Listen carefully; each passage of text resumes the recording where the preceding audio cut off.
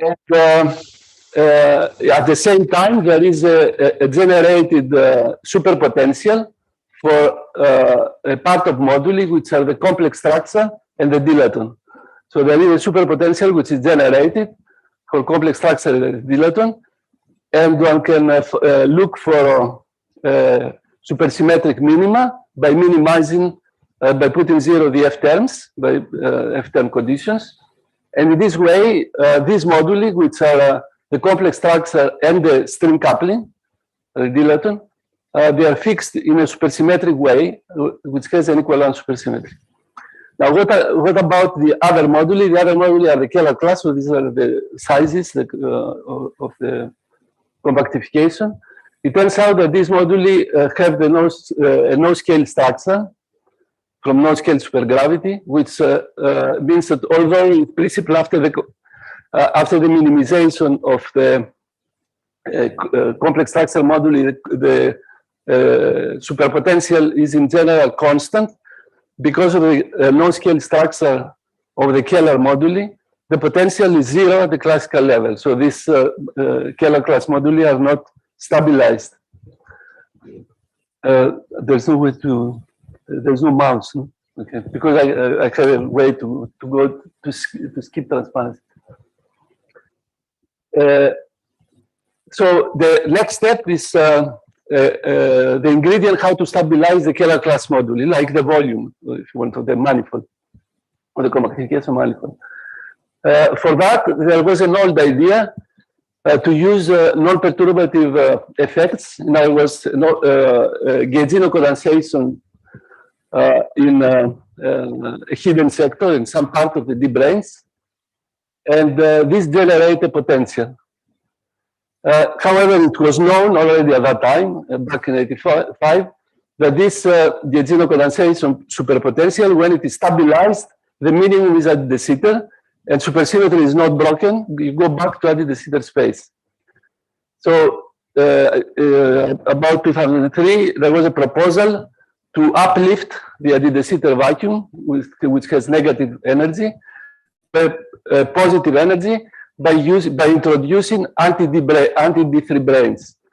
These anti-D3 branes have preserved opposite supersymmetry from the D branes, so supersymmetry is completely linear supersymmetry is broken. However, no linear supersymmetry, it is preserved because the D3 branes break spontaneously the half of the supersymmetries which are preserved by the D branes. So this was the idea, under the name of KKLT, which allowed to construct, to stabilize the moduli and construct the Sitter vacuum. However, have been criticized. There is actually an ongoing debate on the validity of this ingredient of anti-D3 branes in the full string theory. There was an alternative proposal by the group of Cambridge, Quevedo collaborators, which is under the name of large volume scenario, which replaces the anti-D3 branes by D terms, D-term potential from the D branes. So, but still, it had to be combined with a Gaugino condensation superpotential, which is based on the effective field theory. And still, there was a question whether this Gaugino condensation can be fit within string theory, satisfying all the requirements. So the debate continued even in that direction.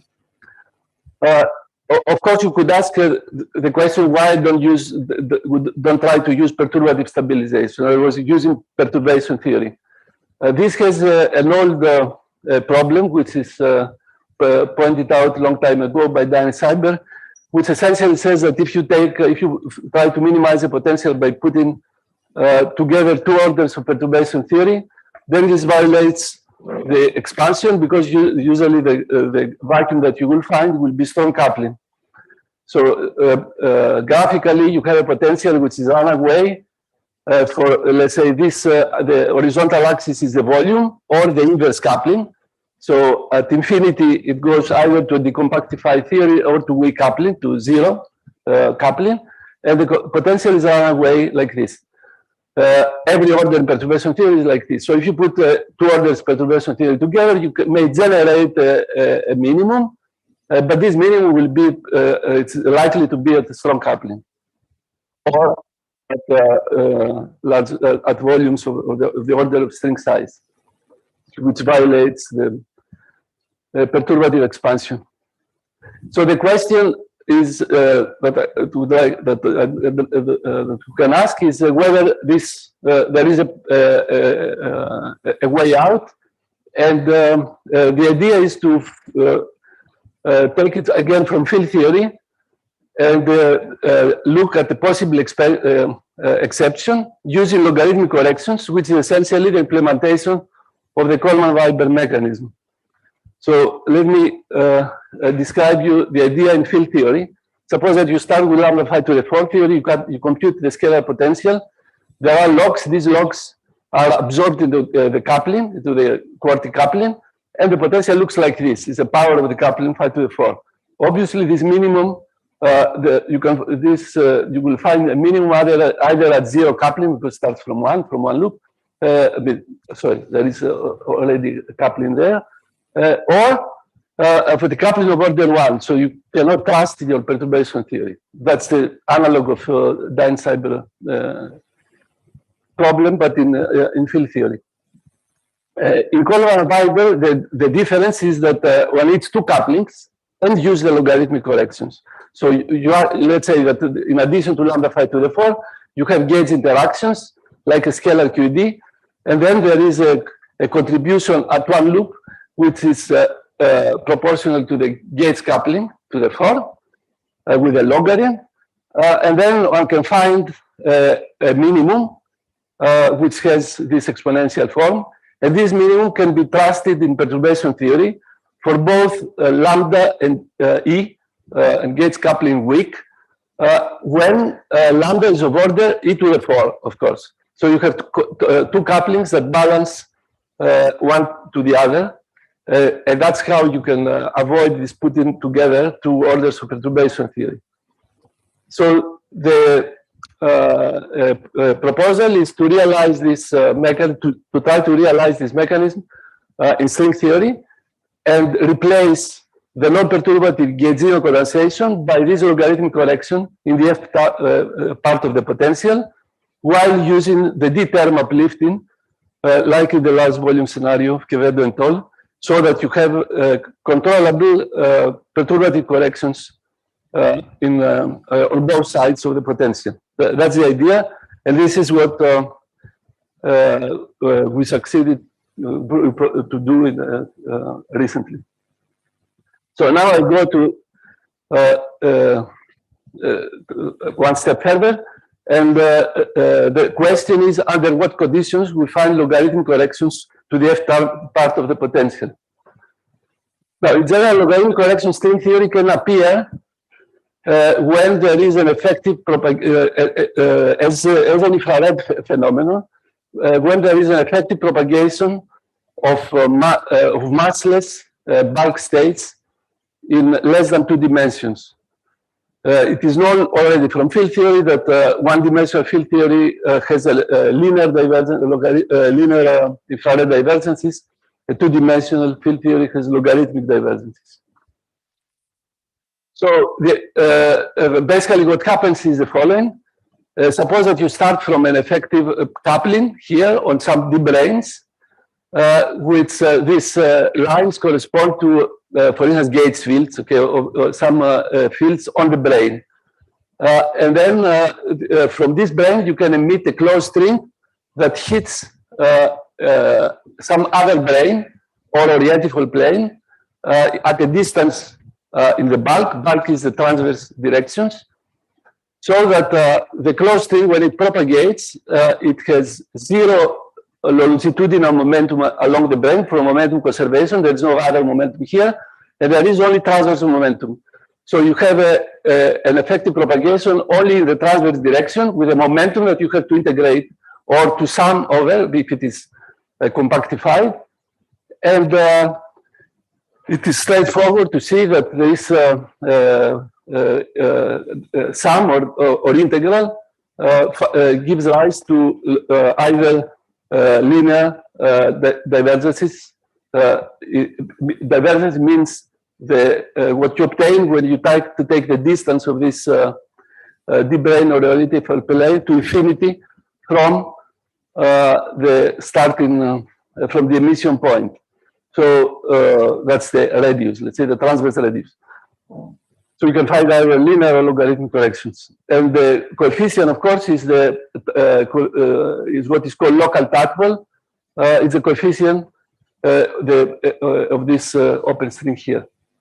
Now let me mention that this notion of local tadpole is important because when the global tadpole, which is obtained when you integrate over the internal space, has to vanish by consistency of the theory. That corresponds to the conservation of the charge. However, locally in the bulk, you may have local tadpoles by this analogy. So this is exactly what generates the corrections.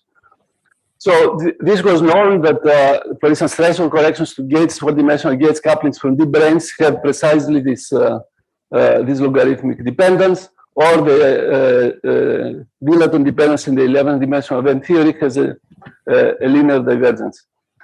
So the question is now, what about in our case, we want to find, let's say, logarithmic corrections in the f-term of the potential. This cannot be the superpotential because the superpotential has no corrections, so it must be the Kähler potential.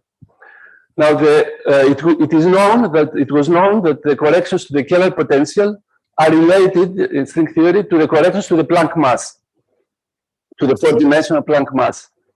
So the question whether there is logarithmic dependence on the f-term translated to whether there are logarithmic corrections to the dependence of the effective four-dimensional Planck mass. In other words, the coefficient of the four-dimensional Einstein kinetic terms that depend logarithmically on the size of the extra dimensions. And indeed, this was we had found this in the past. When you compactify, this is already without fluxes. That's going back to the initial setup, which is compactify your 10-dimensional theory to 4 dimensions. Then there is a localized term in the large volume limit, a localized 4-dimensional term, which is proportional to the Euler number of the manifold. This large volume effect at the large volume limit of this localized term can be understood from a 10-dimensional, starting from a 10-dimensional theory, which is an R to the 4, where the product is a wedge product, the epsilon symbol. And then when you compactify in a Calabi-Yau manifold, you satisfy, you saturate the 3 R's into the Calabi-Yau manifold, and you generate the Euler number. And the leftover R is the 4-dimensional Einstein term. So this has this is the first ingredient, that there are localized gravity kinetic terms that can be obtained in this way. They can be obtained only in 4 dimensions, and then they set are proportional to Calabi-Yau to the Euler number. And there are two possible corrections, either 3-level or 1 loop. It turns out that the 3-level part for orbifold vanishes, where one can do explicit computations, but it remains the 1 loop case. And one can also compute the localization width. That was done long ago. And it turns out this localization width is determined by the effective 4-dimensional Planck mass in agreement with the general arguments of localized gravity under the name of DGP. But it is not from 5 dimensions, because the localized gravity from 10 to 4. So once you have this localized term, then you can find the logarithmic correction the way that I described, starting from graviton vertices obtained from the localized gravity kinetic terms, and send an open string, a closed string that can hit some distant D7 brane or orientifold plane. And one can find, indeed, the logarithmic correction with a coefficient which is the brain tension. So seeing my time is about to finish, just to summarize, the result after you play with the volume and so on of the potential has, in terms of the total volume, has two terms. One from the F term that it contains a logarithmic correction with a coefficient which is given here. Eta, so T0 is the brain tension, GS is the string coupling, and Xi is given by this quantity, the earlier number, as I said, times, let's say, for all before this. So that term comes from the F term, and the second contribution comes from the D term, that is the same as the Quevedo et al. So this is the analog of the Coleman-Weiber potential that I mentioned before, that contains two contributions with two couplings. Okay, one is the F coupling, the other is the D coupling. So effectively, this potential has one parameter, which is the relative strength of the D versus to the F term. And it can be easily shown that this potential, depending in this range, narrow range of the ratio of the two of this parameter, has the Sitter minimum. So the potential looks like this. When you start from high, from negative values, large negative values of rho, the potential is run away. That's the, like I mentioned before, Dan Cyber. So at infinity, it goes to 0. But here I focused in that region. That's why you don't see it. And as rho becomes, this ratio becomes, takes a critical value, which is here, then there is a local minimum that appears here. And of course, there is a maximum that goes to 0, which has the Sitter positive vacuum energy. As you decrease rho, then it goes at some point, it passes from 0, and then it goes to anti-de Sitter. So that's how this region appears. It's a region which defines a positive minimum. Now, the two ingredients is which guarantee perturbativity is to have large volume. So the value of the volume at the minimum is given by this parameter. So mu is given here, and indeed it can goes to 0 exponentially at the string coupling as string coupling goes to 0 when the effective brain tension is positive. So yeah, okay, we'll summarize this. Yeah. So this guarantees positive tension, guarantees that you have that you relate the weak coupling with a large volume, and then you need eta to be negative, which means that the Euler number to be negative, which means that you have a surplus of vector multiplets compared to hypermultiplets in the bulk. So that is the. One can show also that this potential can generate inflation with when the field, the exit of the horizon is near the inflection point, and most of the efforts are obtained around the minimum, and these are the predictions for inflation. Is small field inflation. So that's my conclusions. The summary that present a new mechanism of module stabilization based on perturbative corrections. Which are the basic ingredients are the logarithmic corrections, which appear due to localized gravity kinetic terms that arise only in 4 dimensions, upon compactification in 4 dimensions. And this seems to be an explicit counterexample to the de Sitter-Swamplet conjecture as defined. And one can also do inflation, which I didn't have time here to discuss.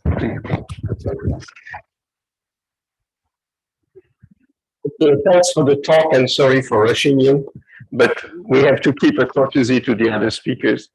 For the people who are here, beware, the program indicates 3 talks before the coffee break.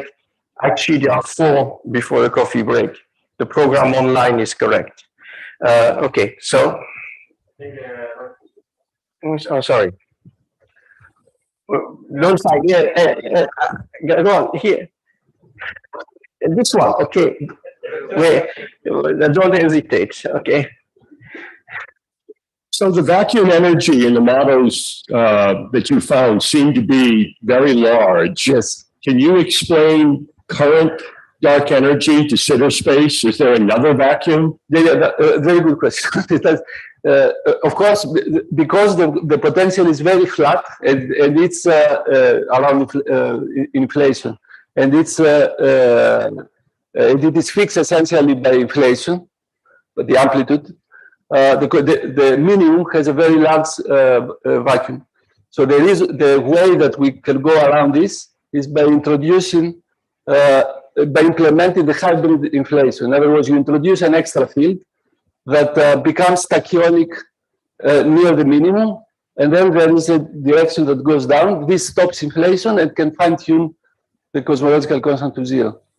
So this is a work that will appear soon. So inflation occurs on the plateau? Yes. And dark energy occurs. Okay, thank you. That's good. Okay.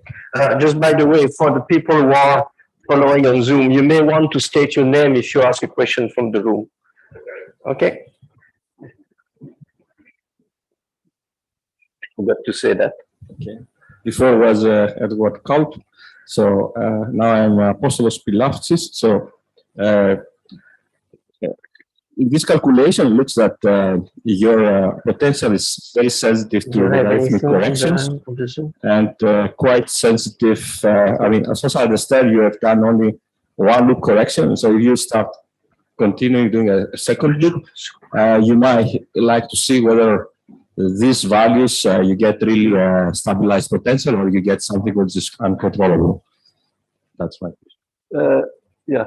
The point is that you see this the localized correction in the large volume limit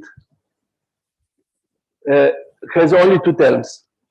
The rest, the following terms go to zero exponentially with a coupling or with the volume. Okay. So the question then is whether your minimum can be parametrically small in weak coupling and large volume, and this is what I try to explain. So where is it? So parametrically, the volume can be large exponentially with a weak coupling. So that is what suppresses the higher correction. Okay. I don't see other questions. I don't think there are any on the Zoom. So thanks again. And we switch to the next speaker, who is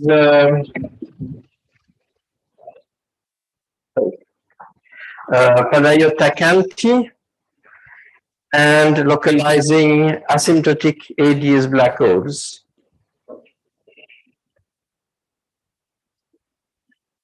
Saying about 25 minutes. I give you a warning at 20 minutes, right?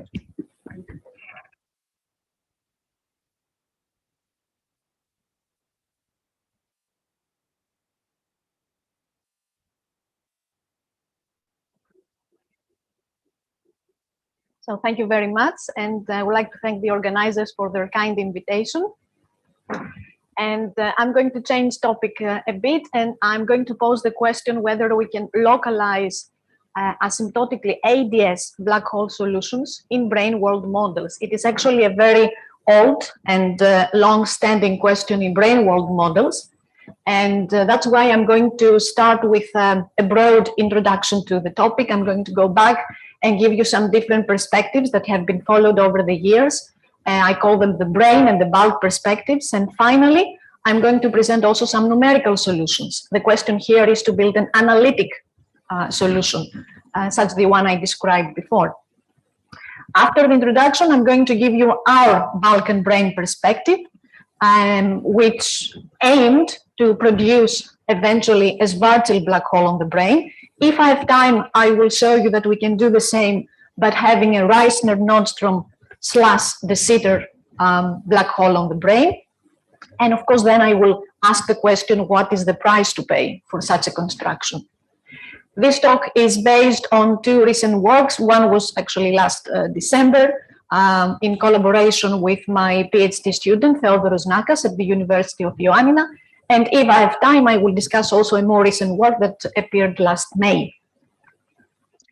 So as we all know, in 1999, the Adel-Sundrum models were proposed. The basic ingredient is that our universe is a three-brane, which is embedded in a five-dimensional bulk, which is filled with a negative cosmological constant. This is the line element of the space-time, very simple, only a warp factor in front of the four-dimensional line element, and K here is the ADS curvature scale. In the Adel-Sundrum 1 model, there were two branes introduced, an observable and a hidden brane. The focus was to resolve the hierarchy problem, as we know, and indeed it was shown that every mass scale on our brane is exponentially suppressed compared to the corresponding scale in the hidden, in the Planck brane. Of course, there was a fine-tuning. The self-energies of the two branes had to be fine-tuned, and moreover, the self-energy of our brane had to be negative. In the Adel-Sundrum 2 model, the brane with a negative tension was pushed to infinity, only the positive tension brane was retained, and that was assumed now to be our brane. Therefore, the fifth dimension was infinite-sized, but nevertheless, it was shown that the zero-mode graviton is localized near our brane, thus restoring four-dimensional gravity. And there was, there could be a difference between the effective gravitational scale and the fundamental gravity scale, but not very large, because otherwise we would have produced a new hierarchy. And of course, these models were studied intensively for particle physics and gravitational physics and cosmological physics. I'm going here to focus on one particular question, which is what happens with the black hole creation. Since matter is local,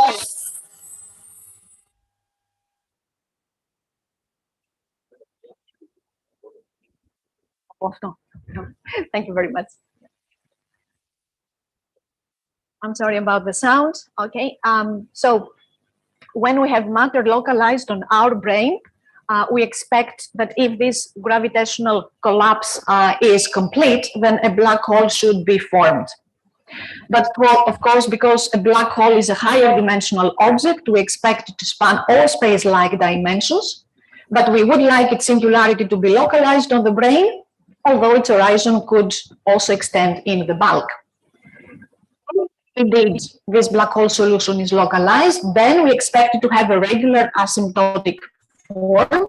For example, it could be Minkowski on the brane and anti-de Sitter in the bulk to retain the ADS character of the bulk space-time. Now, this task has proven to be more difficult than we thought.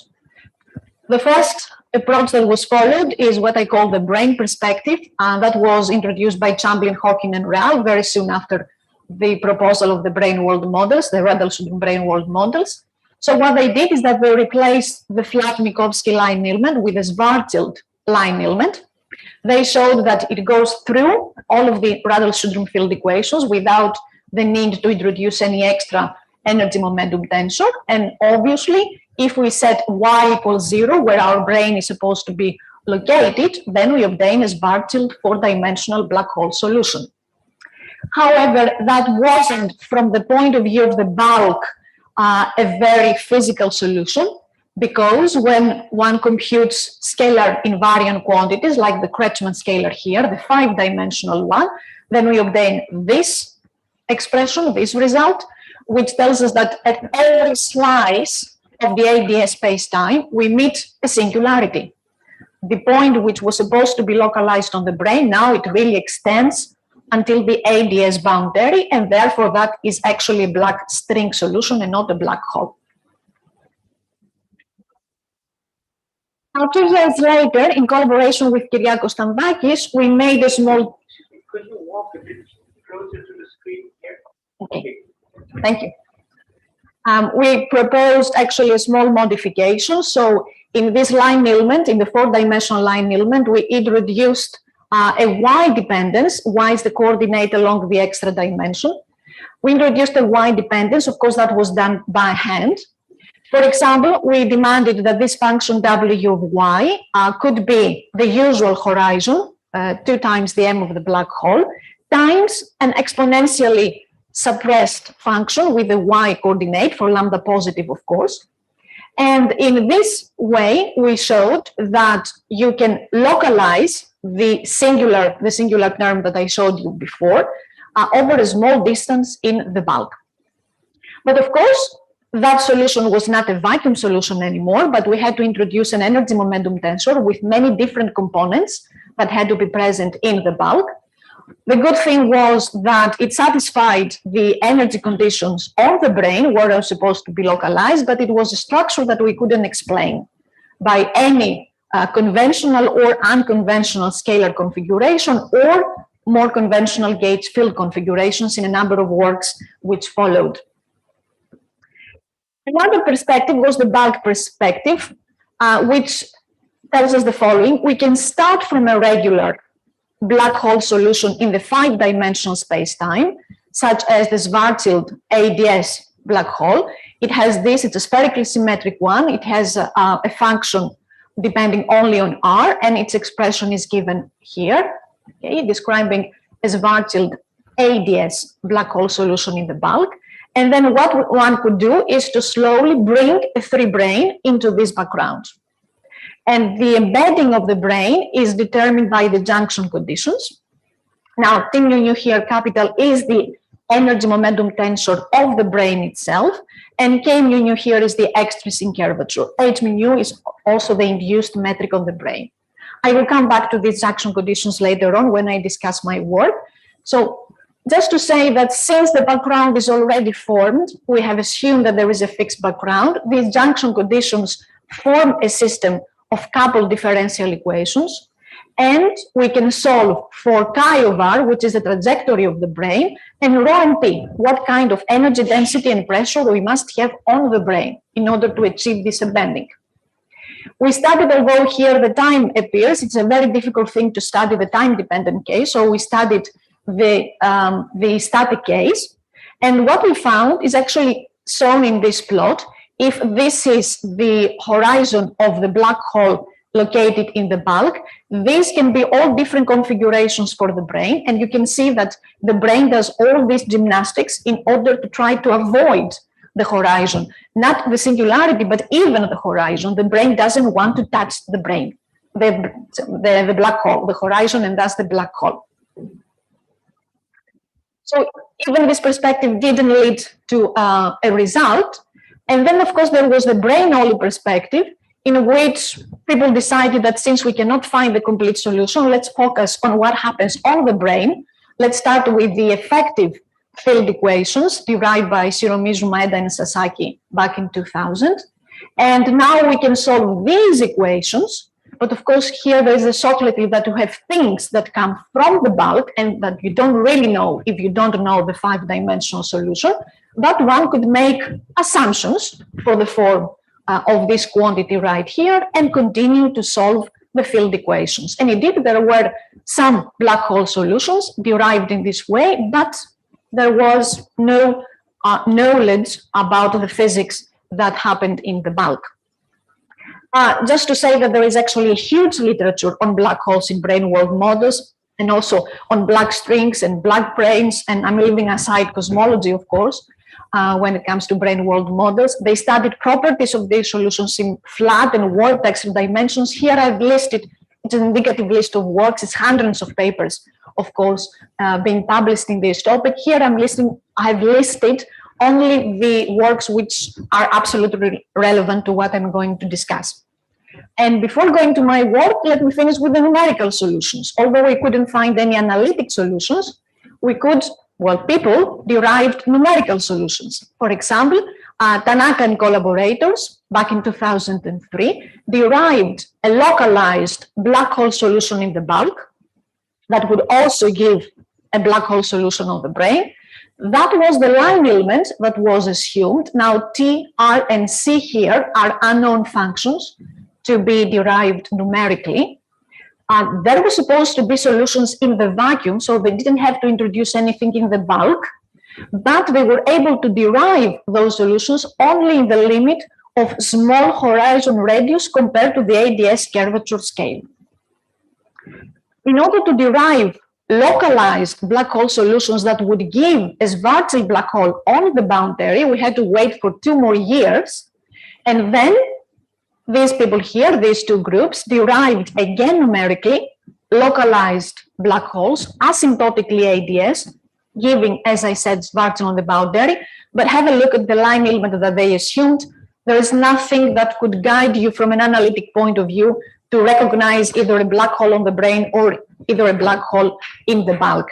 Now, delta F and G are known functions of the coordinates R and X, but T, B, F, A, and S, 5 different functions were unknown. And of course, they were found only numerically. Again, no analytic solution was derived. And that was our goal. At least to our knowledge, and this question remains still unanswered.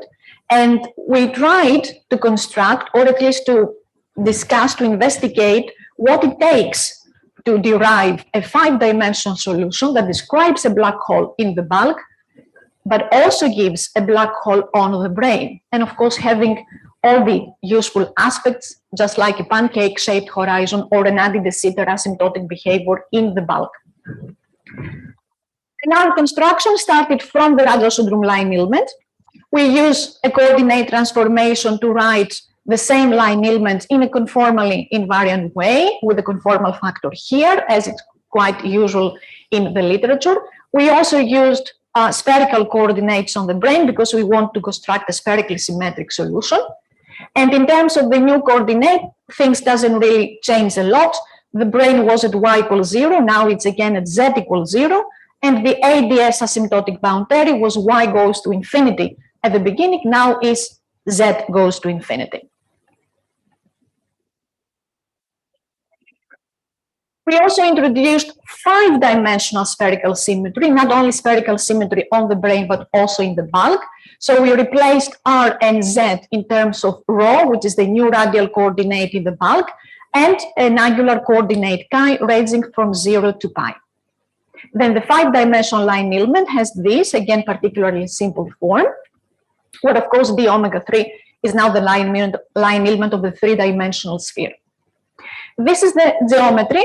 If that is our usual free brane, the t, theta, and phi coordinates, okay, R is this one, and Z was the old coordinate along the extra dimension, and now we replace this with rho and chi, a new angle. Now the brane is located at cosine chi equals 0 because, or chi equals pi over 2, so it is exactly here because this is the value for which Z vanishes, and this is the location of the brane. And the two sides of the brane, the positive and negative Z, now correspond to two particular regimes of the chi coordinate. Of course, the two sides of the space-time are identical. I wrote rho, it is given by this relation r squared plus z squared, and as we see, rho receives contributions both from r and z. Now this means that when I go on the brane where z equals 0, then rho becomes identical to r. Also, if I want to go to the ADS asymptotic boundary or to the boundary on the brane, to a large distance on the brane, I just put rho going to infinity. As a further and final point of our construction, inspired by the work by Chamberlain, Hawking, and Rell, we now replace the flat part in our metric with the Schwarzschild solution. That is now the line element inside, apart from the conformal factor in the front, where f of rho, it was just a choice of our own, it is 1 minus 2m over rho. Why? Because now if I take chi equals pi over 2, the conformal factor disappears, and I take, because rho is equal to r, I'm taking the Schwarzschild solution on the brane. So I have a black hole in the bulk, and I have a black hole on the brane. Let's investigate a bit more carefully what happens in the bulk, because also in the Chamberlain, Hawking, and Rell, we thought that we produced a black hole, but it was a black string. For that, I need again to investigate the scalar invariant quantities, and here the simplest one is the Ricci scalar. You can see that I have a constant contribution, and then I'm having terms which are inversely proportional to powers of the radial coordinate, and obviously these become diverged, they become infinite when I go to rho equals 0. But rho equals 0 means that I must take z equals 0 and r equals 0. Therefore, I have only one point in this 5-dimensional bulk where there is an actual singularity, and that is on the brane, since I'm taking z equals 0, and at the location of the mass, since I'm going at the point r equals 0. Therefore, the singularity is indeed localized on the brane. There is no other singular point either on the brane or in the bulk, all the way to the ADS boundary. And here I'm showing a plot of R. As you can see far away, I'm going to an asymptotically ADS space-time. Here, when I go at y equals 0, which is the brane, and r equals 0, this is where r obviously diverges because we meet the black hole singularity. Just very briefly to show you what the line element would look if I had worked with the non-spherical coordinates. So if I kept r and y, or r and z is the same thing, this is what the line element would have looked like. And we have dt squared and dr squared times a function in front, and the same thing for dr dy, and another one here is proportional to dy squared. It is a complicated expression. We wouldn't have thought if we had kept this particular coordinate, but again, it is exactly, the structure is exactly the same as the one used in Figueras and Wiseman in 2011, where they derived the localized black hole solutions, but with a numerical code. In this case, of course, in our case, the only difference is that all these functions here are absolutely analytically known. What happens to the horizon? The horizon, of course, can extend into the bulk. It shouldn't be localized on the brane, but the black hole could extend in the bulk. In order to find the geometry of the horizon, we studied the radial null trajectories in the 5D background, so we kept the angles constant, and we fixed also the value of the y coordinate. We went back to the ROI. It's much easier to study the light cone there. And this is what we take by simply solving ds squared equals 0, which is the trajectory of photons.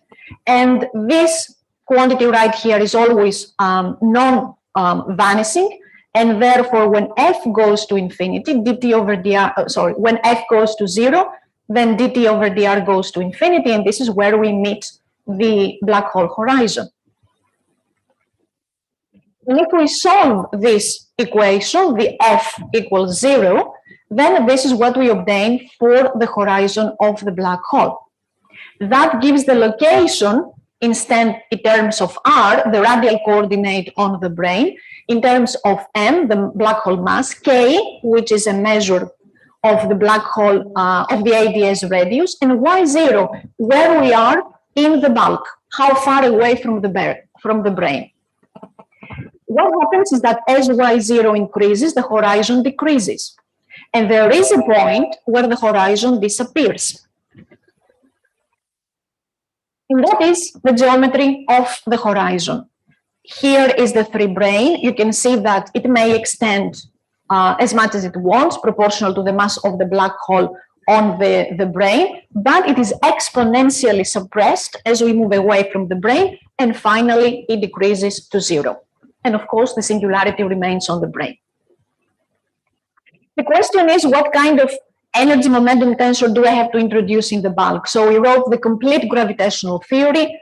We obviously know the left-hand side part of the Einstein field equations because we know the form of the background, but we need to solve for the energy momentum tensor. And we found that it is a very simple structure in the spherical coordinates, where obviously I have the biggest symmetry in the group. I have only two, I have 5 components, non-vanishing. So our energy momentum tensor is now diagonal, but there are only 2 independent components because Tt is equal to T rho rho. So I have only the energy density, and one other tangential pressure, which I'm calling P2, is the pressure along all angular directions. Not a long story short, this is the profile of the 2 independent components of the energy momentum tensor. The solid line is the pressure, the dust line is the energy density. you can see that all the brain, rho is always positive and larger than the pressure, much larger, so it satisfies all energy conditions. And far away from the brain, we obtain the asymptotically ADS space-time because we have the anticipated behavior for these two energy momentum components. We have separated the space-time in region 1 and region 2. Region 1 is between the brain and the black hole horizon. And now this region 2 is all the area, the regime from the black hole horizon all the way to ADS space-time. So away, very close outside the black hole horizon, we have actually restored the ADS space-time. Of course, we should introduce also the brain. We should accommodate the brain. And in fact, the whole energy momentum tensor is not only what there exists in the bulk, but also I must accommodate in the brain. And the brain energy momentum tensor, we can separate it into a constant part, which is the self energy, and maybe anything else that we may need to introduce on the brain. In order to investigate whether we need to introduce anything on the brain, we study the junction conditions. Here is the extrinsic curvature, which is given in terms of the induced metric on the brain and the normal vector to the brain. And when we substituted everything on the left-hand side and solved for T mu nu on the brain, by using, of course, the induced line element on the brain, which, as we said, is the Schwarzschild, we found the extrinsic curvature, and from there we found the T mu nu. And as you can see, there is only the constant part here, which is proportional to the self-energy. Therefore, the brain self-energy needs to be 6 times k over k5 squared, which is absolutely positive, and nothing else on the brain. So we don't need to introduce anything else on the brain in order to consistently embed it into the bulk. And the last thing that we checked was to derive the effective field equations on the brain. Again, this is the form once you decompose the 5-dimensional quantities, gravitational quantities in terms of 4-dimensional. That part here, the calligraphic T, is given by whatever we had in the bulk, the energy momentum tensor. We compute its expression. This in mu nu has to do with the Weil tensor in the bulk. And again, by direct calculation, you can find its expression. And if you substitute everything into the effective equations, you get G mu nu equals 0. Okay? That, of course, was expected since we assume that we have a Schwarzschild solution on the brain, which is a vacuum solution. Now, I don't have time to go through the last part, very briefly to tell you that we can do exactly the same construction, but use a different form of the function f of 1, like this one, which describes a Reissner-Nordstrom de Sitter black hole. The whole analysis follows along the same lines. The black hole, the 5D black hole is localized on the brain. The horizon dies out very quickly, and we really need some T mu nu, which has more or less a similar structure in the brain. The field theoretic interpretation, I'm not going to go into that. You may ask me if you like, and let me go to the conclusions. So we constructed a 5-dimensional gravitational solution describing a black hole with a singularity strictly localized on the brain. The horizon has a pancake shape. We don't need to introduce anything on the brain in order to do the consistent embedding. The induced on the brain's Schwarzschild metric satisfies the effective field equation. We can do also the Reissner-Nordstrom ADS construction in a very similar way, but the field theory interpretation is still lacking. We still need to find something which respects all the energy conditions on the brain. It gives ADS asymptotically, and somewhere in between, in the bulk, it radically changes its behavior. If you have any idea about the interpretation, please let me know. Thank you very much for your attention. Thank you. Oh, maybe you have ideas right now.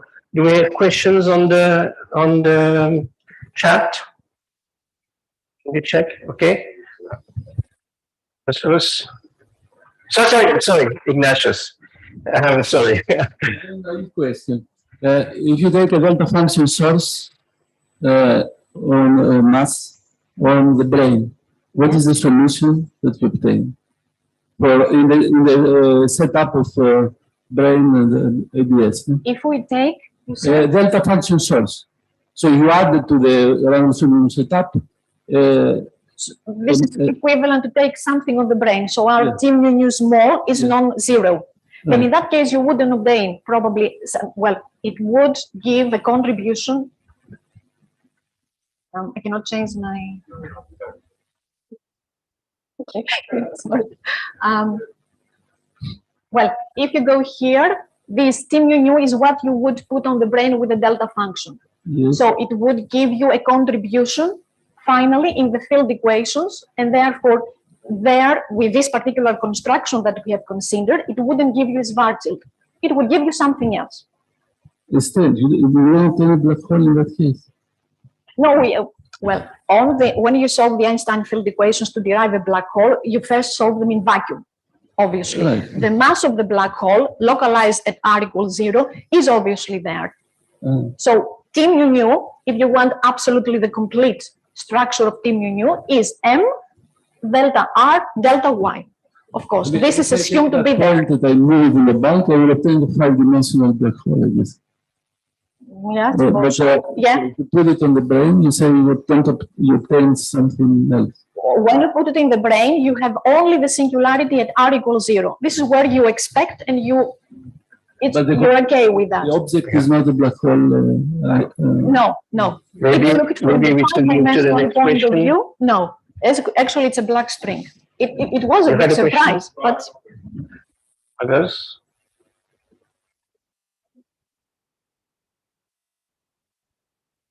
Can this approach be implemented for every antidecessor, let's say, potential F, or just for some specific types? well, as long as you can solve for the respect the structure of the line element as we have put it, yes, I suppose that it can be implemented. Yes. Even numerically, not analytically explicitly? Then it will be much easier because, as I pointed out, we have exactly the same structure as the Figueras and Wiseman numerical work. But of course, in their case, they didn't put anything in the bulk. But if you do that, then the equations are more difficult to solve. They're elliptic equations, unless you put something in the bulk and then certain cancellations take place, and it is easier to solve the equations, deriving actually the black hole line element that I showed you.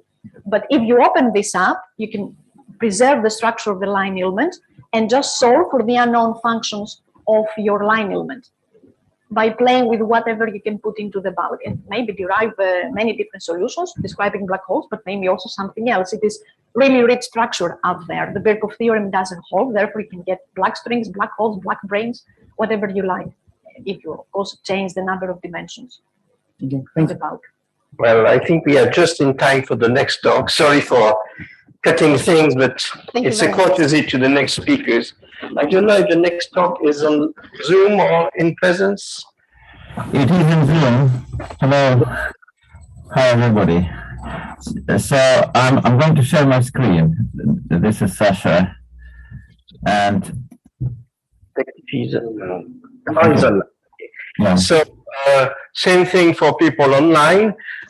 Sorry, the mic is on. My only way to communicate with you. I will give you a warning at the latest 5 minutes before the end of the talk, and you have 25 minutes for the talk, so we keep time for the discussion. And well, I don't need to announce the titles; it's in the on the screen already. So minimum models for dark matter exploration by Alexander Belayev. Hello, everybody. Can you hear me well, first of all? Can you hear me well? Can you hear me? Yes. All right. Okay, good. Thank you. So, yeah, first of all, thanks a lot for invitation for this wonderful workshop, and I'm very sorry I cannot be in person because some policy of the university. Maybe you're too close to the mic or something like that. All right. Let me try. Thank you. Is it better now or is it worse? Oh, that's what. Is it better? Let me check my settings. I'm sorry. I need to check settings. Just in case, if you cannot hear me well, I need to check something. All right.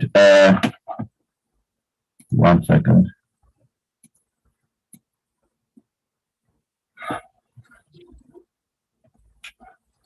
Give me a second. I need to check. I need to make settings.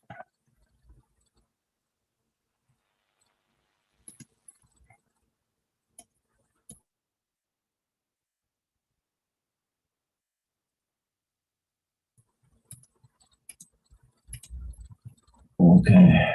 1 second. Just need to go on. We cannot adjust. We'll do with the sound. Okay. All right. So. As it is, but it's not a problem. Okay, I'll try to talk louder. Is it better? I don't know.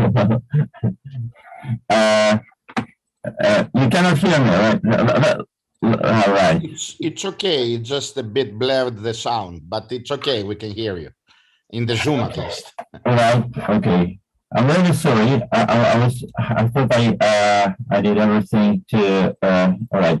So first of all, thanks a lot for invitation and for this wonderful workshop. And I just have a picture from my previous visit, which was actually, I was very excited. So that this is the picture of Corfu in 2018, which is wonderful. And I'm switching gears. I'm talking about minimal consistent models for dark matter, for systematic dark matter exploration. And the idea of the whole talk is, well, to make some approach towards the consistent exploration of dark matter theory space. And I'm very happy to have collaborators from the past and coming papers. Well, there are some. My talk is based on the paper which is coming. Actually, a few papers are coming. So it's clear that dark matter is one of the central point of the exploration in cosmology and particle physics, because its existence, well, was confirmed by several independent observations. And I don't need to spend my time on this slide. So we know there are several independent observations starting from rotation curves, precise measurements from CMB, large-scale structure simulations, gravitational lensing, the presence of the bullet cluster, etc. So we know that it's there.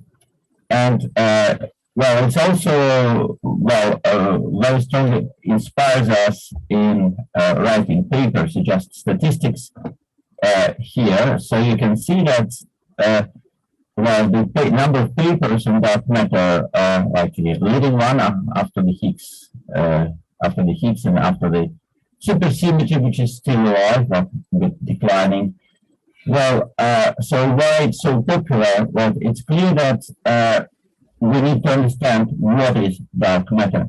So we don't know the properties, the quantum numbers for dark matter. We don't know spin, we don't know mass, we don't know whether it's stable, quasi-stable, the kind of cosmological term, and we don't know the symmetry behind stability of dark matter. We don't know anything except that we know that it interacts gravitationally. So we need to decode the properties of dark matter. We need to understand what is behind. And in order to understand the properties of dark matter, we need to get the signal first, which the signal at Earth-based experiments. But we don't have it, but we still can do something. What we can do is to understand what kind of dark matter already excluded, and we can prepare ourselves, we can prepare to making kind of theory space to explore and prepare for discoveries. And the idea of this talk is exactly about this. Again, just want to say that the dark matter, in order to have the right amount of Rayleigh density of dark matter, it must interact with the standard model particles. If we assume that its interaction beyond gravity, so there's some other interaction involved, and very naive and simple idea to assume that it's weakly interacting particles involving weak interaction. For example, I mean, it's not only the case because Oliver, for example, who followed me, will be talking about the different scenarios. So if that matter interacts with standard model sector, then we can explore them in different kind of experiments. From indirect detection on the left, we can see that dark matter can still potentially annihilate in skies, in the universe, and we can observe some signatures from dark matter annihilating to energetic standard model particles, or we can even observe annihilation of dark matter coming, well, affecting the CMB, which is even more clear in the experiment on dark matter indirect detection. We can observe dark matter scattering on the nuclei. We can observe dark matter production at Large Hadron Collider or fusion colliders. And the idea actually how we can explore this.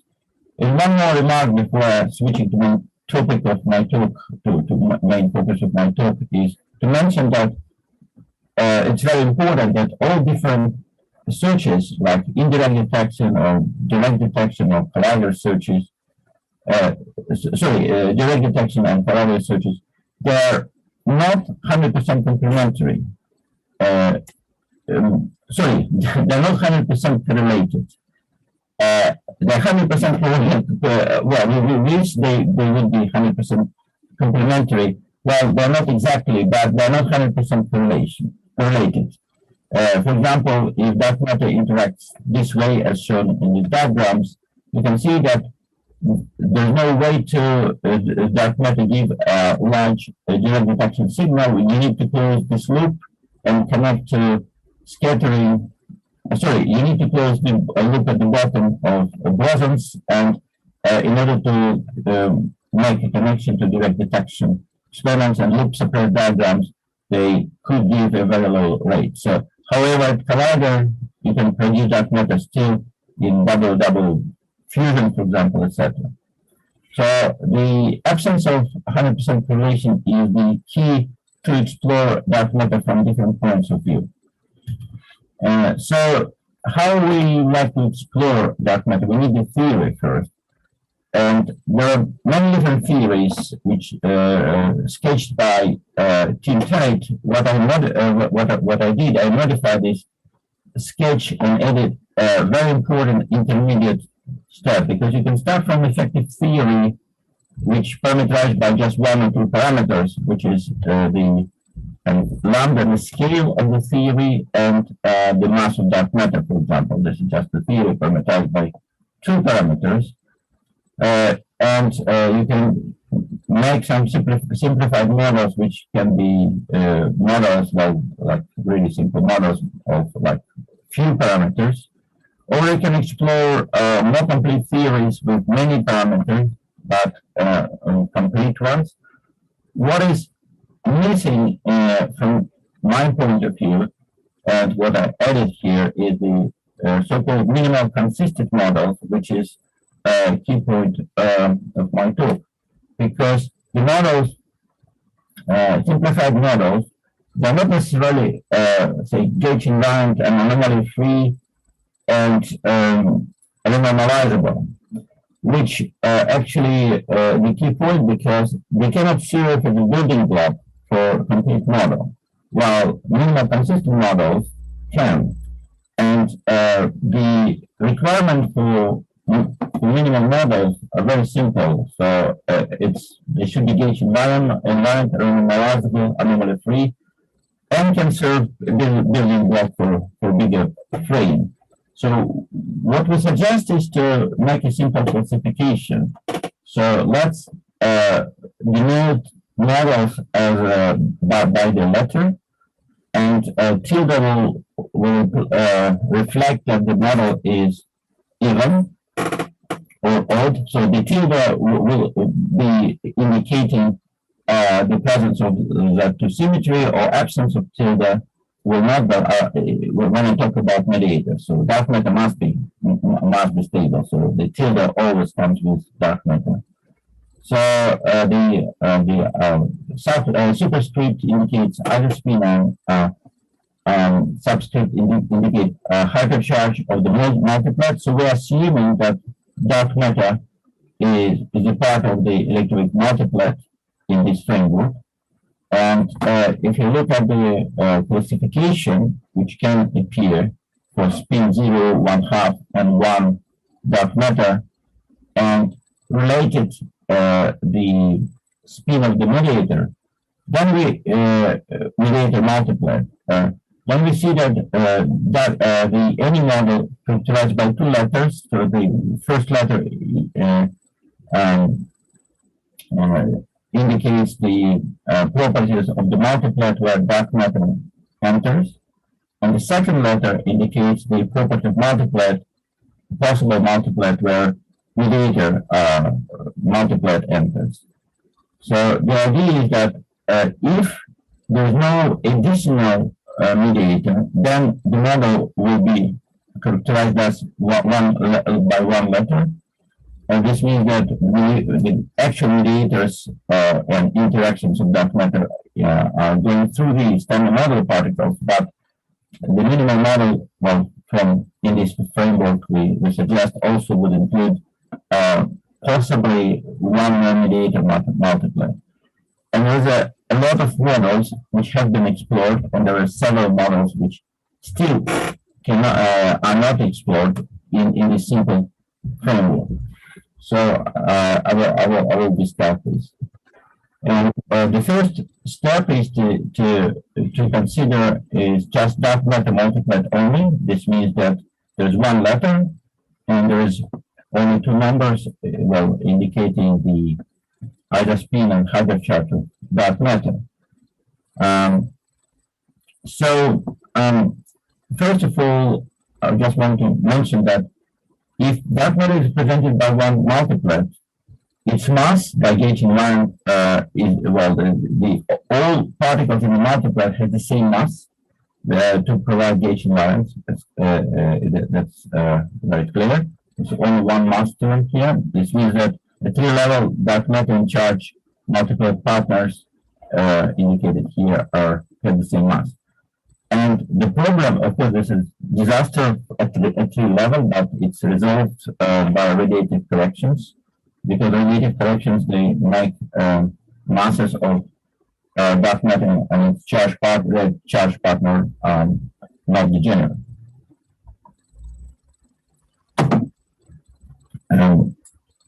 One can explore further this effect, and actually in this 1 multiplet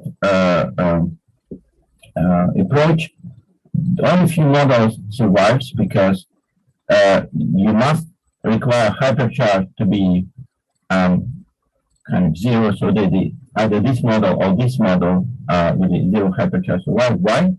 Because if the hypercharge of dark matter is not 0, if dark matter is Dirac 1, sorry.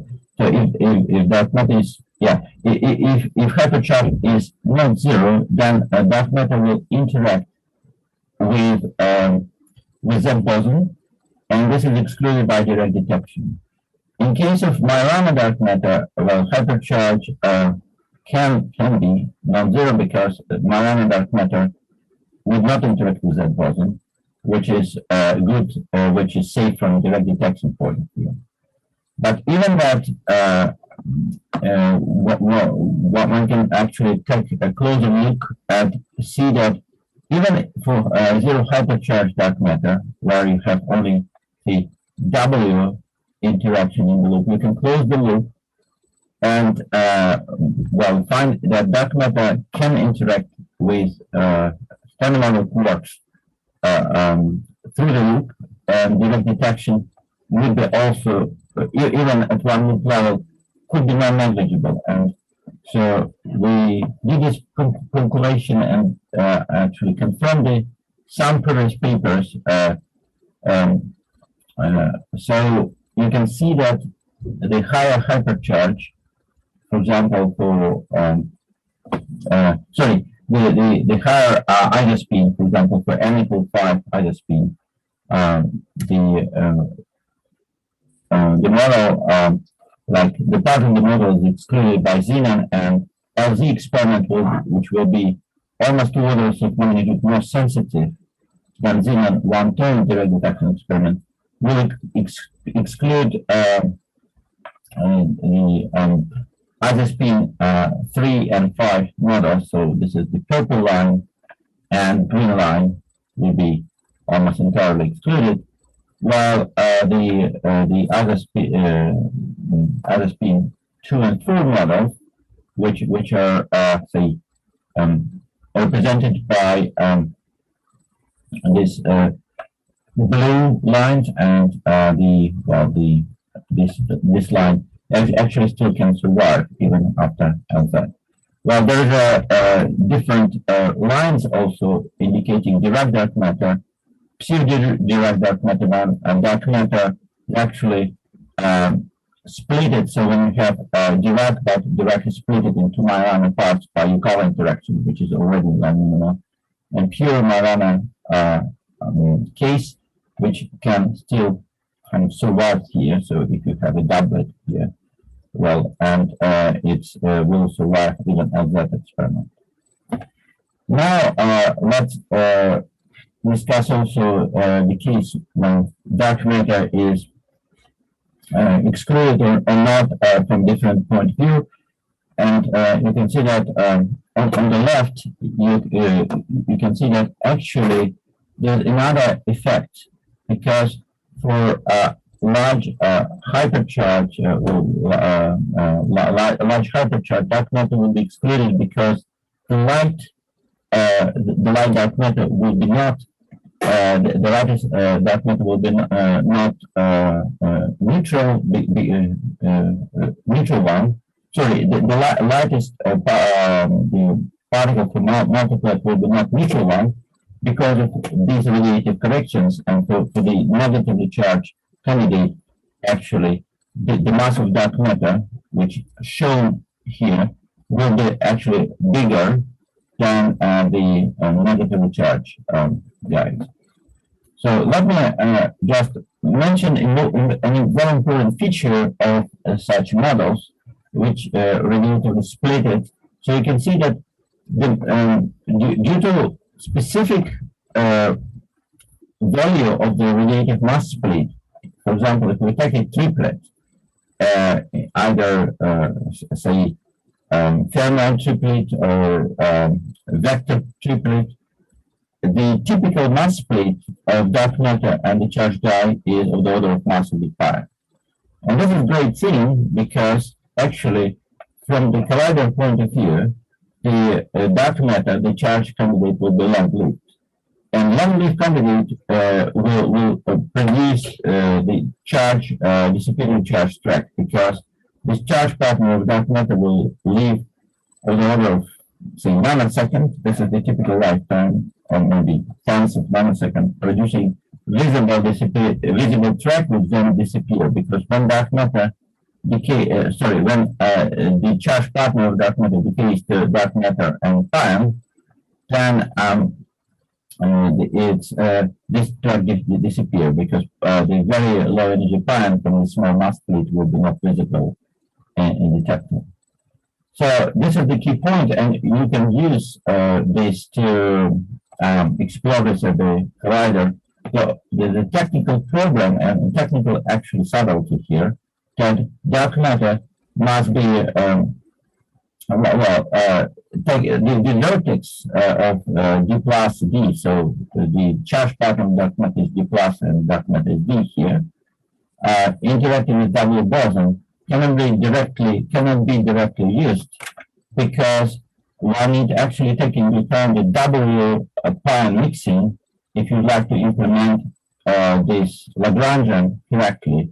And this mixing, if properly implemented, would lead to the lifetime, the actual lifetime, smaller by about 1 order of magnitude in comparison to naive calculation with the double offshot. And these interactions, we implemented these interactions for all kind of speeds of dark matter. They're available in this paper, and they're available in the public database for models. So we have explored disappearing track signature from these models, followed by standard chain, LAMHAP, CalHAP, PTA, and Delphis, and found that, first of all, we validated Atlas efficiencies from Atlas using Delphis, and then we found that, the our results are quite close. So the line which we produce is for example, purple line using different matching schemes, but we're matching the Atlas result with the red line. And using the signature for as an example of 3 models, models with vector, say Fermat and scalar dark matter, we have produced, we explored the PT of the charge partner of dark matter and produced exclusion plots. So far, using disappearing charge track signature for different speed of for different models, for different minimal models, including inert doublet model, which were very well explored, minimal Fermat dark matter model, which is actually only a 3-parametric model, and then kind of pseudo type of model. This is the Vina dark matter model, which is minimal Fermat dark matter model, which I don't have time to talk about details of the model, but it's like essentially it's Higgsine model, talking in terms of supersymmetry. And also limit from vector triplet dark matter, which is larger. And the key point why the sensitivity to, say, Fermat or vector dark matter is bigger than for the scalar dark matter, first of all, because of cross section, and second, because of actually the PT spectrum of the D plus partner dark matter, because the spectrum is harder in case of vector dark matter, for example. Well, the limits and sensitivity to dark matter is better than sensitivity from effective models, because the sensitivity from effective models are shown I'm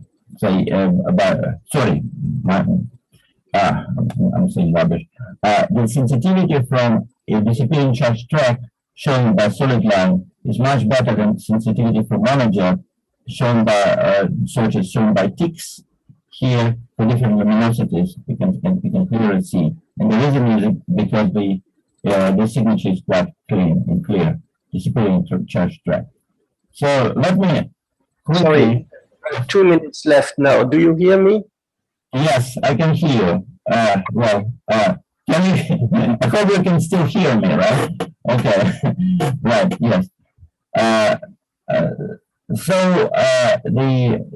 Now the question, what about other models? And I'd like to very quickly show that there's another model, minimal Fermat dark matter model plus 1 mediator, which can be explored by multi-lepton signatures. So I'm going to very quick now.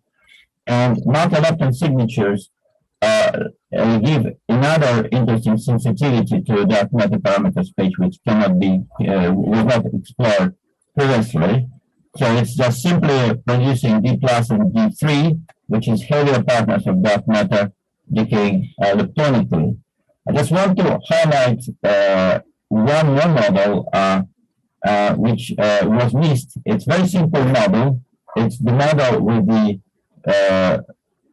dark matter and the pseudoscalar mediator, extremely simple model shown by this. So it's characterized by 3 parameters. So the Utara coupling of dark matter interaction with the pseudoscalar, and another parameter in the for the potential. So this model is characterized by only 4 parameters, and interestingly, it was missed because, well, again, I advocate nobody use the systematic the model parameter space investigation, and this model has 2 dark matter candidates: dark matter itself and pseudoscalar, which becomes accidentally stable. And there are many. Well, this model is implemented publicly available. Yosh, you should really conclude now. Yes, all right. So now conclusions. So I just want to say that that model was missed, and it has interesting phenomenology from the models. So so this is my conclusion. Just want to say that the decoding problem of dark matter must be solved, and one should advocate the systematic approach, and we also did created the model database. So it's Southampton. So conclusions. Sorry for being late. I was confused about the sound. Actually, that's a disadvantage of not being there with you guys. So to decode the nature of dark matter, we need a signal first. But we need to understand what kind of models are excluded, and we suggest systematic approach how to explore theory space. So we have we suggest MCDA models, and we suggest this classification. There are many different signatures you can use, and including disappearing charge tracks, for example. And also, we advocate that we need a model database for this, which the model I discussed are available publicly available at HackMDB, and the physics model database. Okay, thanks for making this available. We now have time for very little time for questions. Audience here.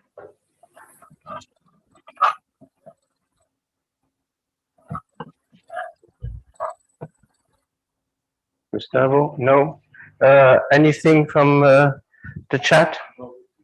No. Okay. Well, this reminds me a little bit of the preparation to find Susie with all the possible, very complicated scenarios where people made, kind of schools pretending with the fake data and so on. So let's hope it's not, the signatures are not that complicated, but essentially you say you are preparing for all possibilities, right? Yeah, thank you. I'm sorry that you couldn't hear me well, and just,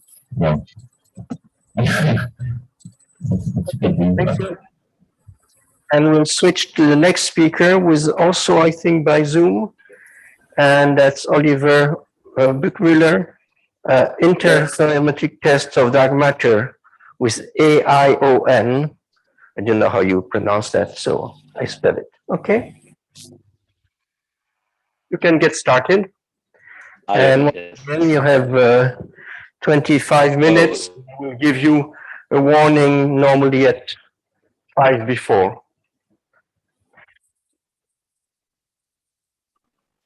Just to check, this is Oliver. Can you hear me? Yes, I can hear you. Very good. Yes. And go on. So I'm not switching on my camera because this morning I have experienced quite a bit of instability, unfortunately, with my internet. So you should tell me if I'm breaking up, okay? We know that you are really Oliver Buchmüller, right? And what you look like. I'm Oliver Buchmüller. Yeah, you can help. That's what I am. But the camera would take too much bandwidth. Okay, let's get started.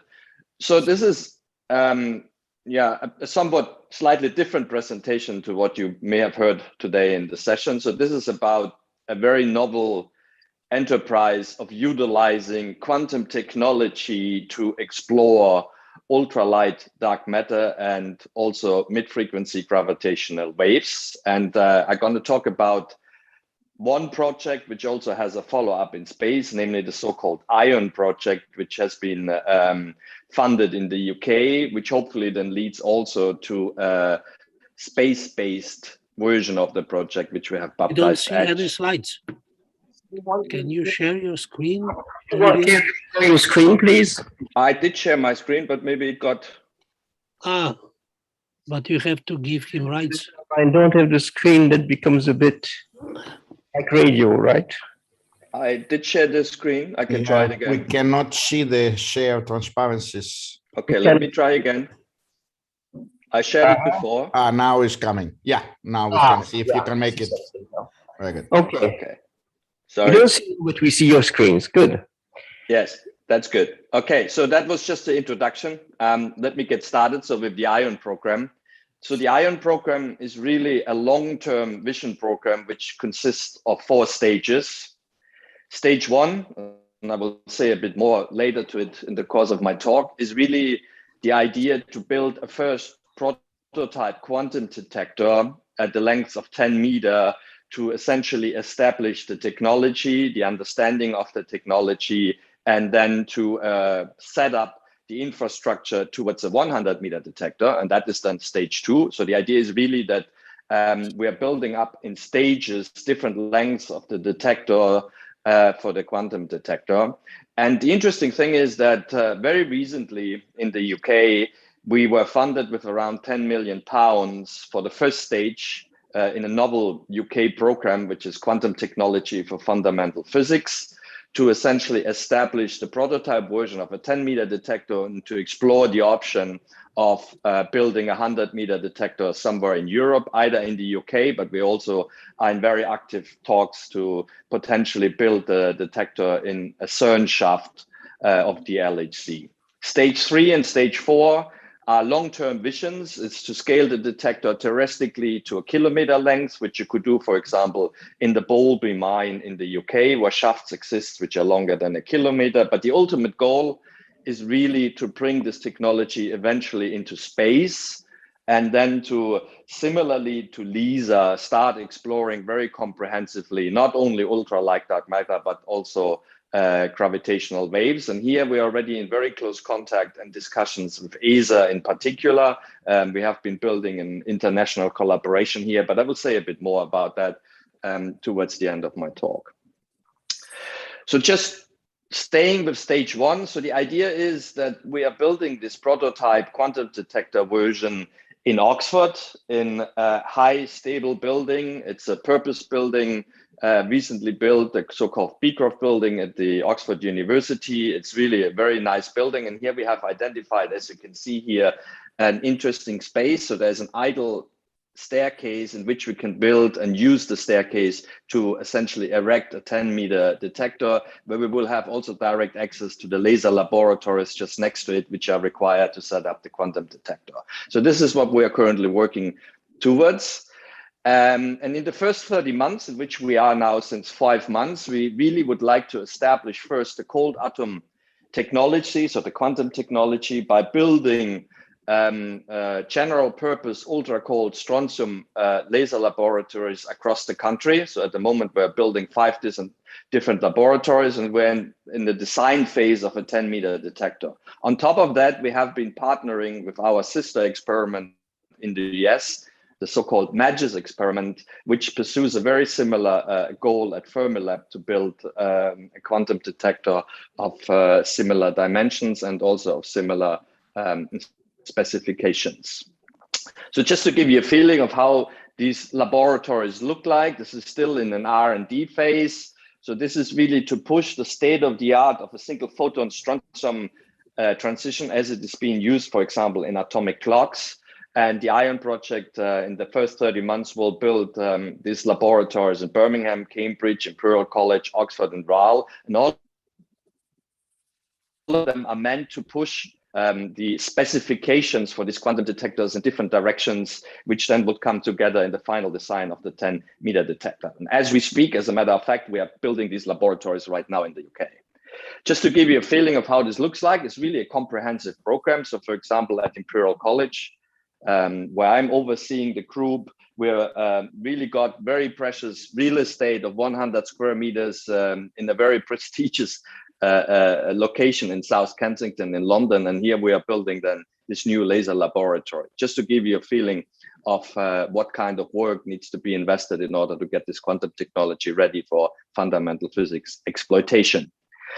I also should point out that ION is not the only large-scale project which is currently underway. As a matter of fact, there are several very interesting large-scale projects. To start with, on the upper left, there's MIGA in France, which is building a 100-meter horizontal, not vertical, atom interferometer similar to LISA and LIGO configurations. There's also SIGA in China, who has which has a very similar program and is currently under construction. And as I mentioned to you, there's ION and MAGIS, which are based on strontium technology, which have now formed a network similar to the LIGO-Virgo style network between these two experiments. And we would like to start exploring that next time, and the two prototype experiments have been built. So this is just an example of large-scale projects which are currently underway. So there is a huge investment being made in fundamental science by using quantum technology in several different national countries. And all of them, for example, are part of our space consortium, the EDGE consortium, and each of them are being funded at the moment with around 10 million currency units, which is very encouraging. And all of them are working towards the same goal, namely to make this quantum technology ready for fundamental physics exploitation. And this is really happening as we speak. So now let me just give you a bit of an introduction of how this quantum technology, in particular this atom interferometer, is meant to work, so that you have a bit of a feeling of how this is being done. So to start with, atom interferometry is very similar to light interferometry. So it's really like, you know, LIGO and Virgo have been building and setting up light interferometers in order to measure gravitational waves. Atom interferometer, however, then has the difference, and that's the main difference, is that the active element is not laser light, but namely the atoms. So essentially you're separating the atoms in ground state and separate and excited states, and this becomes then your active element in this interferometer process, and laser then effectively become mirrors, or if you like, beam splitters. So this is the analogy between the two. You measure very similar properties, but atoms have several advantages if you master the technology, namely because higher sensitivity and better control than laser light, and also in particular better control when it comes to noise levels. So you can really think of the experiment we would like to set up as two atomic clocks, which are measuring not absolute time, but relative time. And I wanted to illustrate this here. So you have an atom, which essentially is now separated between its ground state and excited states at 50% of the time. You take a laser light to synchronize two clocks, and then you will have an ensemble of entangled atoms, which essentially are in their ground state and their excited state. So that laser light essentially starts that sequence. Then you let the clocks run for a given amount of time. And then again, the same laser is synchronizing these atomic clocks again. And now, because of the evolution of time, a phase shift has been imprinted on the excited phase of the atoms. And that phase shift is something you can measure now very accurately by comparing these two atomic clocks. And interesting is that if, for example, a gravitational wave would pass through the sequence of these two atomic clock sequences, which we just saw, then it will imprint a phase shift of delta t, which is proportional to the length dilatation, which comes from the gravitational wave. But I will also show you later that a similar effect is taking place when an ultralight dark matter cloud, a hypothetical one, would penetrate this too. And this is effectively then what we can measure with enormous precision. Another interesting and very important aspect, and that is what brings us into the realm of why atom interferometry could be superior to laser interferometry, is the fact that when you use this one laser light to synchronize this atomic clock or atom interferometer sequences, you are imprinting a noise level, which essentially comes naturally from that laser. However, that noise level will be the same imprinted on both of the clocks because of the property of quantum mechanics. And for that reason, if you make a differential measurement of these two clocks, this noise level will almost completely cancel out. And that is one of the main advantages of atom interferometry over laser interferometry, if you really then be able to master the technology to that level being required. So that essentially phase noise will be totally being canceling out if you make the differential measurement between these two atomic clocks. So we really would like to build a different kind of an atom interferometer that does not perform an absolute measurement, but a relative measurement of two space-time sequences. And here we really will revert to the latest technology, namely based on atomic clocks, which uses single photon transition from strontium. Single photon transition here is very important because it gives you the level of control we would need. And that atom interferometer sequences here, which you can see in the space-time diagrams, which are the two sequences which we then compare with each other, which were the simplified clocks here and the other simplified clock here in my previous slides, that they are very sensitive to either a change of frequency imprinted by a dark matter halo or a change of length, i.e. time, which is imprinted by a gravitational wave penetrating these two sequences. I also want to be honest with you, there's still a lot of research and development which needs to be carried out to really bring these atom interferometers to the level of sensitivity required. But that's the reason why we have this comprehensive program worldwide in place to push the atom interferometer understanding and technology to that level. And we're pretty confident that we can accomplish it. So now let's come to the physics. So ION has two main physics goals, and they can be actually achieved in parallel, which is very nice. So you don't have to configure the atom interferometer sequence differently. This is really something you can do in parallel. On one hand, you can start to explore ultralight dark matter. And here I will show a bit more about that later. You see the scale already of what dark matter type we're talking about. So it's 10 to the minus 16 to 10 to the minus 13 EV. So this is really ultralight scalar dark matter. But you also have already in the first stage of the program some sensitivity towards gravitational waves. So this is, for example, what a 10-meter detector could do. This is not yet sensitive, but already a 100-meter detector can push in new territory. If you, for example, compare this with LIGO and study the mid-frequency range of gravitational waves. And if you go further, then sensitivity can even be increased. So it's really ultralight dark matter and gravitational waves we are going after. Now in that talk, because I have been asked, I will focus only on ultralight dark matter, but I would like to point out that we really put also quite of an effort in exploring what you can do with gravitational waves. And there are two publications which summarize both the dark matter as well as the gravitational wave physics program. So if you have been interested, I would encourage you to look at these two publications to learn more about what we can do with gravitational waves, for example. So now let's come to the search for ultralight dark matter. Now, I mean, like Sasha, I have also been working a lot at the LHC and on the Collider physics program to start exploring dark matter. In particular, obviously, dark matter in the MEV and GeV range. But there's also a very interesting potential dark matter motivation when you go towards ultralight dark matter. And this is what I've tried to illustrate here with a slide which I stole from Peter Graham, which I found is quite interesting. So you're really looking at a range of 10 to the minus 22 to 10 to the minus 2, which I would classify as ultralight dark matter. And to cover this enormous range, there are several different opportunities. For example, atom interferometry, as I was describing it to you, could cover ideally between 10 to the minus 22 to 10 to the minus 14. That's the frequency range we could essentially cover with this type of tools. But then there's also other experiments, tabletop experiments mainly, which are able to start covering this. Several of them are also based on quantum technology, quite interestingly, as a matter of fact. And this is an interesting experimental program which is currently ongoing. I clearly will focus on atom interferometry, but to be honest, and for completeness, it really is a program that requires several different technologies to work together to have comprehensive coverage. So what's the idea behind? Let's stay with ultralight spin zero dark matter, i.e. scalar dark matter.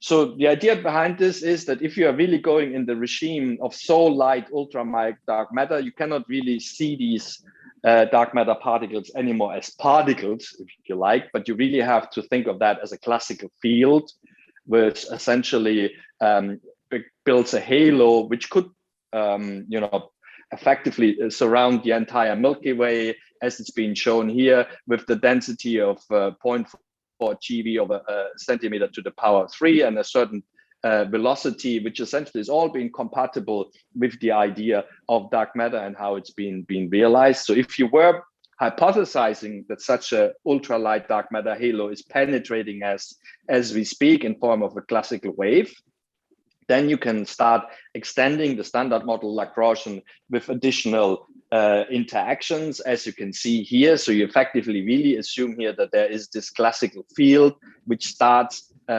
interacting with either electron coupling or photon coupling.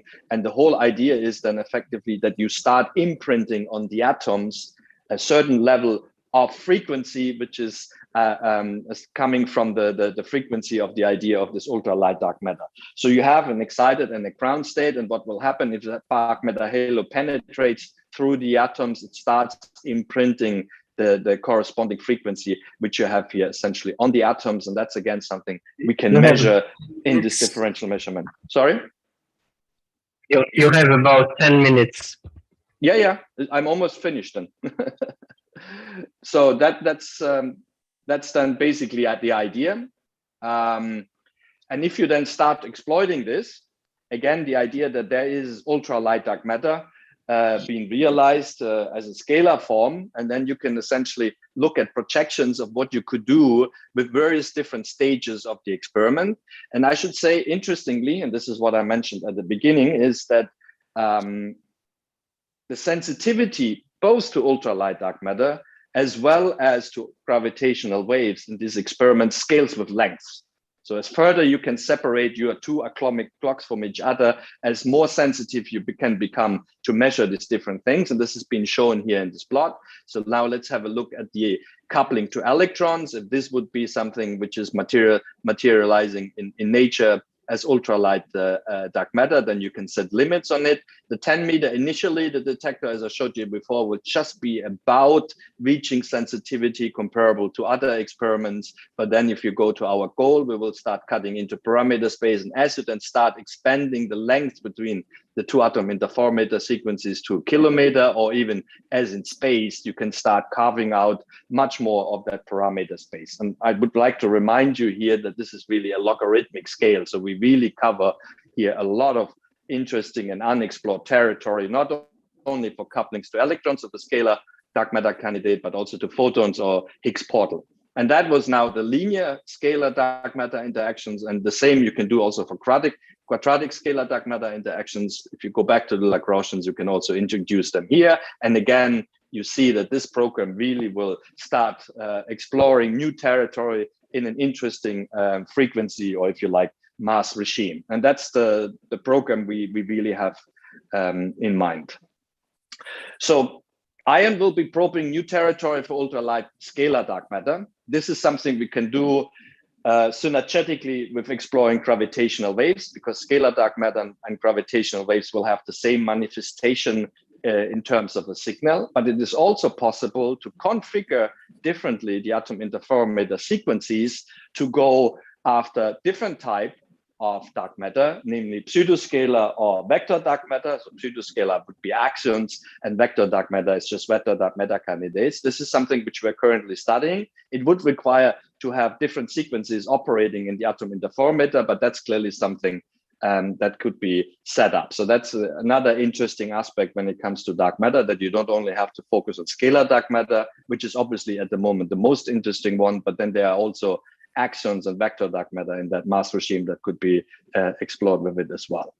Now let me come to something which is the final end game, but that is not to say that we don't have to take care of it today, because both ESA and NASA are quite eager to understand what the next big mission program could be. And this is now EDGE, and EDGE is really the stage 4 of the ION experiment, as I mentioned to you, namely bringing these 2 atom interferometer sequences into space.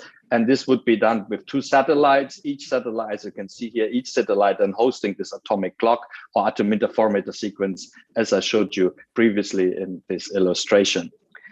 We had a workshop already 2 years ago at CERN, really bringing together the cold atom community, gravitational wave community, particle physics community to discuss what the options are and how to really start exploring this type of things for dark matter and gravity exploration. So that's actually where the name EDGE does come from, Atomic Experiment for Dark Matter and Gravity Exploration.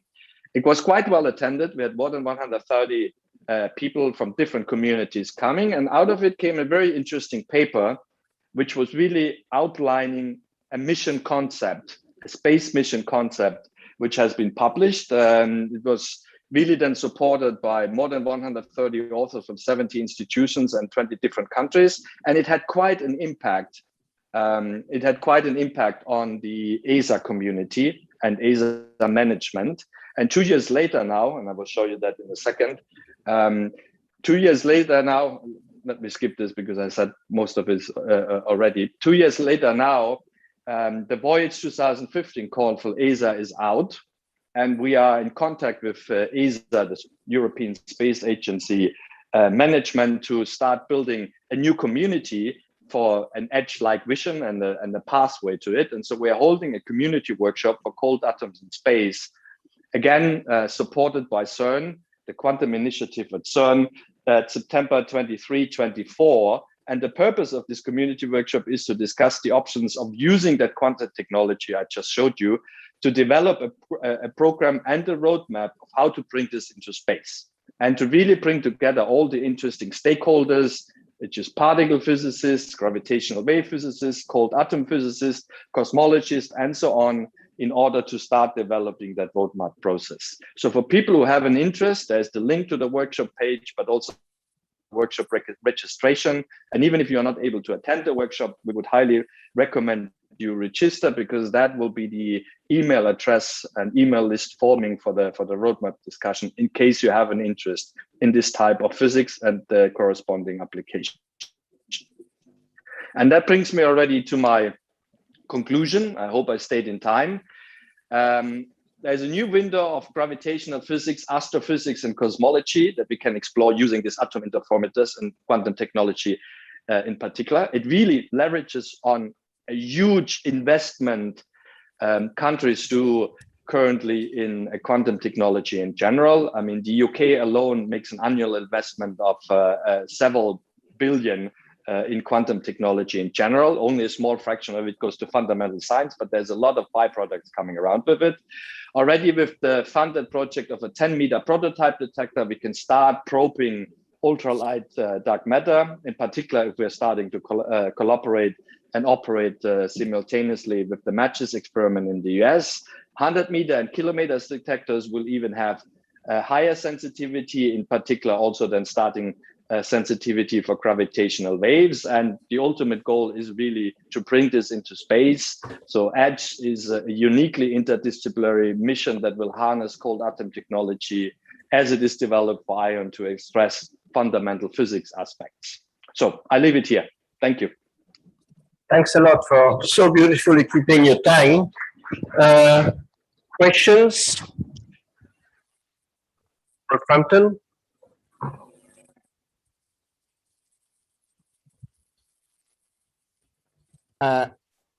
Can I ask a question from the Zoom or? There is a question here from. Okay, sorry, I will wait. Thanks. I'll get to the Zoom next. Thanks. Yes, Oliver. My question is I seem to remember a couple of years ago that Ian Shipsey was planning to raise 50 million, which was about the cost of the Beecroft building. And you mentioned 9.6 million, which is a factor of 5 less. I think you're a bit faint, at least for me. I understand that you were saying that Ian Shipsey was trying to raise 50 million for the Beecroft building. Is that the question?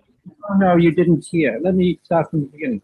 Yeah. Ian Shipsey said he was going to try to raise 50 million for the EON project. No, it was 50. Sorry, yeah, okay. I should. It was 50 million for a quantum technology development program for fundamental science. Okay, we have heard the question. The answer now? Yeah, the answer is that's correct. Ian Shipsey was trying to raise 50 million. He was managing to raise 40 million. And out of this 40 million, essentially 5 projects were funded, which do quantum technology for fundamental physics, where ION is one of the 5 projects. And ION is the biggest one with around 10 million funding out of 40. So there are other projects as well which were funded. So Ian Shipsey was successful of getting 40 million from the government for quantum technology for fundamental physics, and ION got 10 out of this 40. Thank you. Okay, I see Nick Mavromatos on the Yes. Zoom is raised his hand. Yes, thank you. A very nice talk, Oliver. Can I ask whether, apart from dark matter, E.ON is planning to do tests on quantum gravity, space-time foam, things like other interferometric devices? Yes, that's a very good question, Nick, and we do indeed. At the moment, we are, as you probably know, work very closely with the KCL group to start developing the physics program. ION is still a very new endeavor, so we have been focusing on the 2 primary goals, dark matter and gravitational waves. But now I think we are mature enough in these two subjects to really look into other. Very good. Okay, thank you. Thank you very much. I think I don't see other questions. Just to be practical, when do we expect to have the first limits? Well, of course, they will not be competitive. And anything related, we can go into all of that quantum technology. Sorry, I think my internet is unstable. Okay, I was wondering when we could expect to have, when we should tune in to have the first numbers, even if they are not competitive. So the program right now is that we built the 10-meter detector in about 2 to 3 years from now.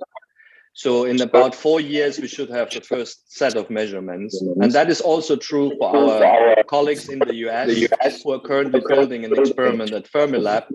That will take another 3 to 4 years before so we should first see data you are in available. years for first light. Yeah, 3 to 4 years. Sorry, I couldn't hear your question now. Okay, thank you. I think we don't have other questions, so we can break now.